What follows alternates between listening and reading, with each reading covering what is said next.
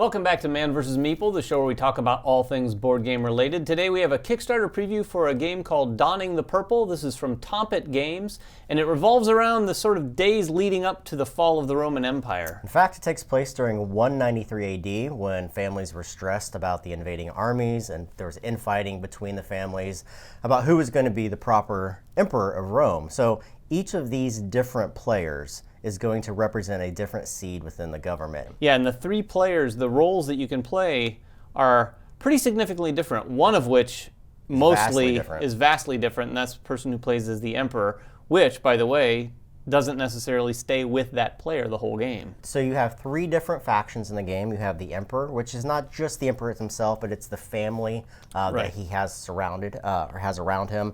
You have the heir, which is the successor, someone following up in his path, and then you have the senator. Any of these people can be the emperor at any given time. Many of them can be the heir at any given time. However, you are fighting for a king of the hill position within the game to control that because you're getting majority of the points as being the emperor. Yeah, it's definitely a king of the hill sort of game because the emperor has some mechanisms that allow him to score happiness at the end of each year and victory points through the happiness track. And if you can take over the emperor's spot, then you can grab those victory points. Which is extremely important. So let's talk about the different components. Now, this is a prototype, as is all the Kickstarter games that we cover. However, what you see here is pretty much a close to being done version of the game. You have the game board in the center. This represents the empire, the Roman Empire at that time. It's broken into 4 different regions. Each of these regions has 6 different provinces. You have an extra province, which is just one area, which is the Roman capital itself. Each of these are numbered 1 through 6 with a capital of that particular region as one of those different numbers. And that's going to denote how armies are invading armies and will move into those locations and how you're allowed to move around these locations with your own player pawn. Each player will also have a player board in front of them. This is going to house all the different types of actions those players can take. They're also going to have these 6 different types of buildings that they can place upon the board. These buildings will give them unique actions through the course of the game. They may give them victory points. Also, it's going to allow them to earn reoccurring income through the 4 rounds in the game. On the far right-hand side of your player board, each player starts with 11 stamina. Not only are these used to take actions upon the board, but they're also your life. So if you run out of the stamina, you will die, and possibly losing your emperor throne or losing your heir throne. Yeah, exactly. The stamina is really interesting because in the game, every player is going to have 2 actions per turn, except for the emperor. The emperor gets 3. So that sounds great, but he's using 3 stamina to do those actions. So the more stamina you use, the closer you flirt with death. And particularly as the emperor, you really need to be careful about what you're doing there because, like Jeremy said, once the emperor dies, it's going to go to the heir. On the game board itself, you have grain prices. This is going to denote how much the emperor has to pay in order to feed the people of Rome. Now, this is really cool because the emperor has a lot of abilities which he has to kind of manage the board itself, manage the armies, manage feeding the people, which is completely unique from the other players, but he's also trying to maintain his leadership within the town. So he's doing dual rules within the game. Yeah, the emperor role is definitely a delicate balance because it comes with great power and great opportunity to score points, but a lot of things to deal with, just like you would have. You have to feed the people, you have to maintain the happiness. And the other players aren't necessarily wanting to help you or necessarily hurt those things because, again, if they become emperor and the grain prices are very high, then they have to deal with that problem. They're going to inherit any of the issues that the emperor had from previous rounds. You have a production track. These are the buildings that could possibly be placed at the end of the round into the different provinces on the board. On the right-hand side, you have the 8 different steps that take place over the 4 different years within the game.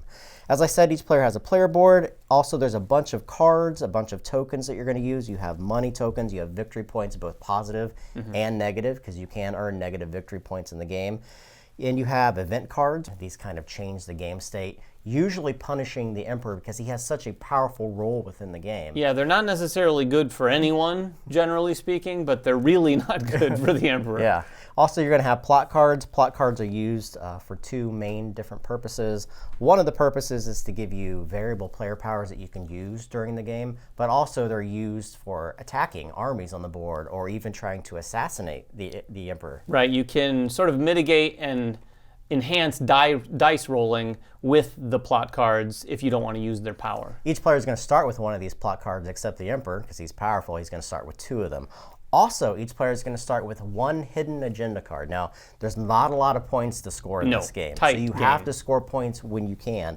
A hidden agenda card is something you're trying to complete by the end of the game, and they vary. There's different tiers on here, so you can complete all the objectives on them, or 1 or 2 or none of them, and possibly get negative points at the end of the game. Yeah, and there are vastly different, like Jeremy said, vastly different objectives on those cards, some of which might benefit if you're the Emperor. They might synergize with some of the things you're trying to do, or some of them might synergize with some of the other roles. So to start the game, each player is going to place a pawn inside of Rome itself, and then they're going to start with 1 of their estates. As we said, the estates at the end of the round are going to give players income for every estate they have on the board. So to start the game, we've already handed out the plot cards, we've already got hidden agendas, we've placed our pawns, we've seeded the board with legions.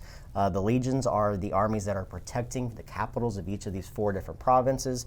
We've rolled a dice to place invading armies into very random sections of the game board, and then we're simply going to go through the 8 different steps, and we'll talk about these briefly. Yeah, in the 8 different steps, you're going to start with incoming enemies. Yep. And incoming enemies is where more of these invading forces are going to come in, and there's a layered approach to how this happens. Yep, you're first going to roll 1 of the dice. Whatever the value of that dice is, you're going to look at each of these 4 different regions. Each of these regions has 6 provinces that are numbered. Whatever number comes up, you're going to place 2 invading armies in that area. If there's already invading armies in there, they're simply going to stack on top of them. If there's legions, there have to be more invading armies than the legions. Otherwise, the legions simply repel them out. And then each of these is going to move 1 step closer to the capital. Depending upon where they spawn on the board, the capital could be a higher number or a lower number. They're never going to cross over into a different province. They're just going to move closer and closer trying to occupy that capital. Yeah, it's interesting because like Jimmy said, the numbers are different. Sometimes the capital's in a high number within the region. Sometimes it's in a low number, so they'll move in slightly different directions depending on the region. The next step is the harvest grain. Now this is something that's very unique to just the Emperor himself. Yeah, so the first thing you do, unfortunately for the Emperor, is you're going to roll the famine die. Yeah. This is a 4-sided die. You're going to roll it to determine which of the regions is going to have a famine. You're going to place a famine token in that region, and that's going to have a couple different effects. Yep. First of all, that region is not going to produce any food. Yep. And you'll notice there's a province in each region, it's not necessarily the capital, but it could be, that produces some of the grain that you're going to need. Yep. So you're going to take all of the grain then from all of the regions that are producing. Like I said, if there's a famine, they won't produce, and if there's an invading force in the particular province where that food is produced, those won't produce. Yep. The grain is what you're going to use as the Emperor to feed your people eventually, so you want as much of it as you possibly can get. So the next step in the game is drawing cards, and there's a couple different decks that you're going to draw cards from. The first one is the event deck. We mentioned this earlier. This usually has some somewhat nasty things that are going to happen, particularly to the Emperor. You're basically going to flip 5 of these over, 1 at a time, and resolve them as you do. Again, these do a number of things, usually taking some grain away. They might move some of the enemies around. They might spawn new enemies in some of the different territories and regions. After you've done that and you've taken your punishment, you're going to go to the forum deck. The forum deck is a smaller deck. You're going to flip over 1 card, and you're going to do this every time the draw cards phase comes up. And these are going to be little areas that you can go to in the game as an action on your turn that have a wide variety of different benefits. Some of these are going to have little individual spots you can go on. One person can go there and benefit that. It might just be to grab some money. Then there's another card like the one we have out here that's going to benefit you for the rest of the game. It's going to give all of your pawns a +1 strength and a +1 movement if you go there. Yep. So if you go there early, you're going to be a little bit more powerful for the entire game. There's some with area control too if you have the most on those by the end of the game. Now the trick is anytime you place anything on the forum, that stamina stays there for the rest of the game. There is no way to get that stamina back. There are ways to use stamina back, but as we said, you only have 11 stamina or life within the game, so as you're pushing to get these powerful abilities, you're also giving away your life and your actions. That is key. The next thing after the draw cards is each player gets to play actions, starting with the Emperor. It goes from the Emperor to the Heir to the Senator. It's always that way. Power becomes privilege. So on the Emperor's turn, he gets 3 actions. He can use all 3 of them, or he can choose to use just a couple of them if he so chooses. Now, on your player board, you have a variety of different actions that you can take. What's unique about this is that some of these actions are copyable, meaning that if the Emperor uses that action, you'll then go around the board to see if the other players want to copy that. Across the bottom, you have the Senator track. The Senate has a couple different key roles within it. Number 1, if the Emperor dies and there's no heir, the Senator is going to become the new Emperor. The next in line. Number 2, whoever controls the Senate is going to be able to rearrange production, meaning that he can possibly push his buildings out during production before other players, because only an X number of these production buildings are going to be placed every round. So coming back to that, players are allowed to place a Senator by using actions and then spending costs with money in order to place senators, or they can try to assassinate the Emperor. Assassinating the Emperor is very simple. You're simply going to roll a die, hope to hit a certain amount, and then use some of those plot cards. Because as we said, these plot cards are dual purpose. It can either be used for a power or for a number in the bottom, which gives you a strength bonus. Right, and that assassination applies to those senators too. You can either assassinate an emperor or assassinate the rightmost senator that's been placed in the Senate. Those two, the assassinations, are not copyable. Yeah. But when you place a senator, that is one of the many different copyable actions in the game. Another which is simple, it's moving.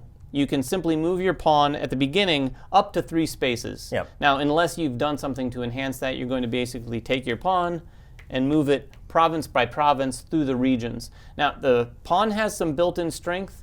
It's basically going to be used by all players to go around and eliminate some of the invading forces. Yeah, so its base strength is 2. Each of these blue cubes of the invading forces have a strength of 1.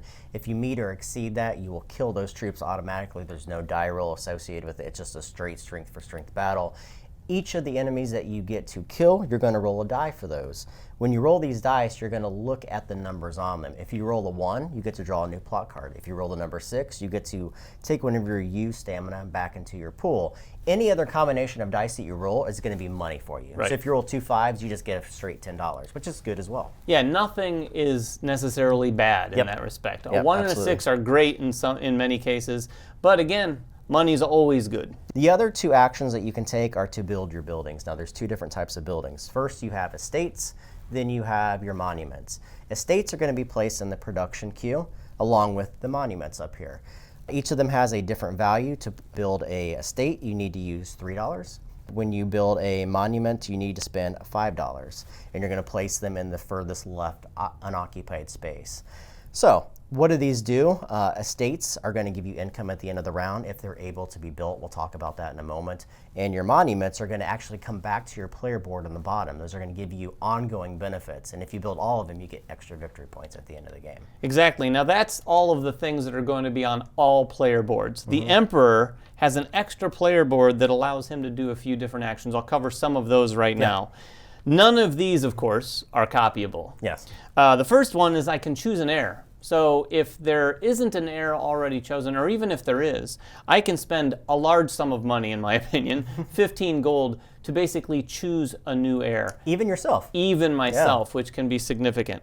The next thing is I can move legions, or I can train legions. Legions are the red cubes that are started on the board. I can add to those by training some. When I do so, I'm going to add them to one of the capital cities in any one of the regions. Moving them, I'm simply going to move those legions. These are going to be, in addition to my personal pawn, the Emperor's option to going out and clearing out some of the invading forces. Absolutely. Then you have aqueducts, too. Yeah, the aqueducts are kind of like the buildings. They're going to be placed up in the production line as well. But again, no one can copy these, and these are one of the main ways that the Emperor can increase the happiness, because the aqueduct costs $5, but once it's built, the happiness goes up 3 on the happiness track. The next thing that happens is you actually have to place the buildings. Now, there's a production track of 10 possible spaces. However, only 4 buildings are ever going to be placed at the end of the round. If you own the Senate, if you're the player that has the marker on the furthest space on the Senate, you're allowed to swap any 2 of these. So if I own the Senate, obviously I'd want to have my buildings built before other players, because each building can only occupy one particular region in a province. Exactly. So if you want to be in very specific areas that aren't going to be attacked at that given time or have a strong contingency of legions protecting them, that's where you want to build. That's where you want to get your income and have those buildings stay out round after round. Yeah, because it must be said, if we didn't make this clear, those buildings won't necessarily stay out. Nope.